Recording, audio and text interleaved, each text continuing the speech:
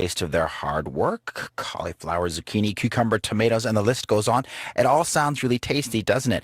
Particularly tasty for urban groundhogs. There are more and more of them in Montreal, and more of them invading gardens, filling up on fresh produce. Chris Grabas is an urban wildlife control expert at Skedaddle Wildlife Control here in Montreal, and he's live in the Daybreak studio. Chris, good morning. Thanks for coming in. My pleasure, Mike. How much damage can a groundhog do in a garden?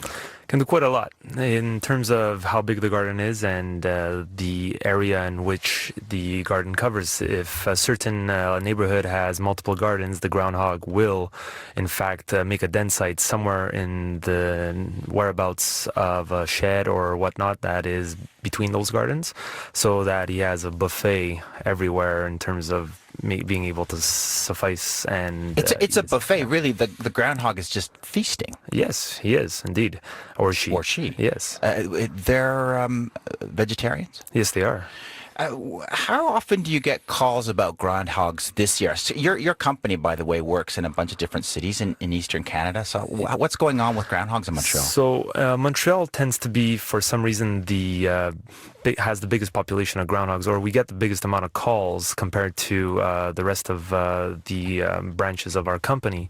Where are your branches? We have one in the main office is in Hamilton.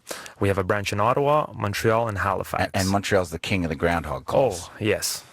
It's incredible how many calls we get. We get, like, I could tell you at least about 24 a week. And this year?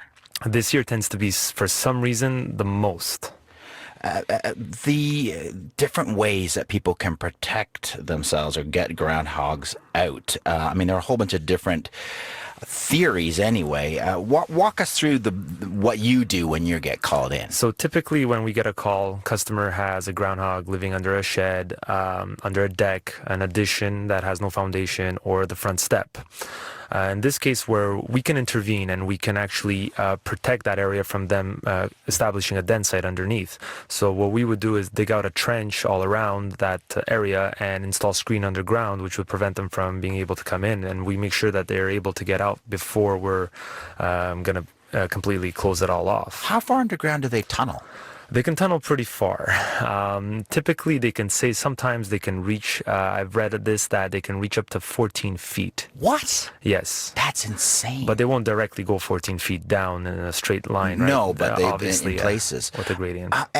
So I've heard about people putting up lines of cans along their garden. Does that do any good? Not really. That won't do any. The only thing it'll alarm you that if something is coming in, right? That's your typical tripwire that people will put. However, I recommend that I've seen people starting to do this, and it's probably highly recommended. If you don't want them going to your garden, there's nothing we can do for your garden itself. However, if you want to protect your garden, what I strongly recommend is if you can build like some fence posts, put them around your garden, and put a wire fencing all around, this will limit them from being able to enter your garden. I've also heard that a human male peeing helps. Is that anything to that? Not necessarily. Groundhogs would probably most likely have a sense of their predators, but humans are not predators for them, so hence they're not gonna... Had you heard that as well? Yes. Okay, so I'm not just making that up. No, you're not. Okay, good. So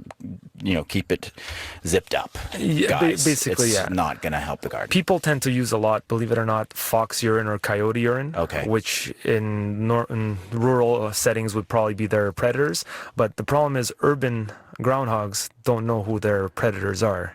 And hence they cannot associate the fox or coyote urine to a predator. And they don't have any obvious predators in Montreal. Chris Grabas, listen, thank you very much for coming in. Really appreciate it. You're very welcome. Chris is an urban wildlife control expert at Skedaddle Wildlife Control in Montreal.